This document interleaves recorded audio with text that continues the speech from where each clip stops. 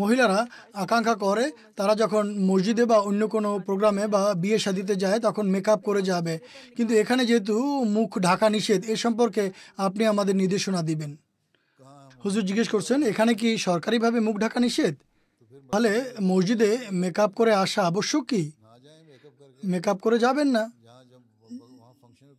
সেখানে ফাংশনে পৌঁছে ছোট্ট একটি আয়না নিয়ে যান, সেখানে গিয়ে লিপস্টিক লাগিয়ে নিন। হুজুর তারা বলে আমরা যেহেতু ব্যক্তিগত গাড়িতে যাই তাই মেকআপ করি। যারা বলে যে আমরা আমাদের ব্যক্তিগত গাড়িতে আসি তাই মেকআপ করে আসি, মসজিদে মেকআপ করে আসতে হবে? বা এখানে কি কোনো ফ্যান্সি ড্রেসের শো হচ্ছে?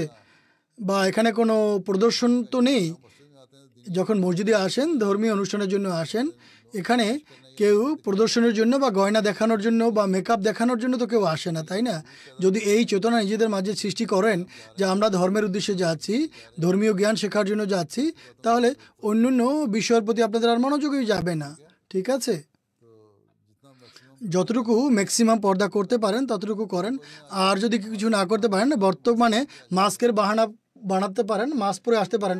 হুজুর বাইরে আজকাল মাস্ক আর কেউ পরে না, আমরা যদি মাস্ক পরি তাহলে জিজ্ঞেস করে কেন পরেছো, তো বলো যে আমাদের এখন আশঙ্কা আছে তাই আমরা মাস্ক পরছি।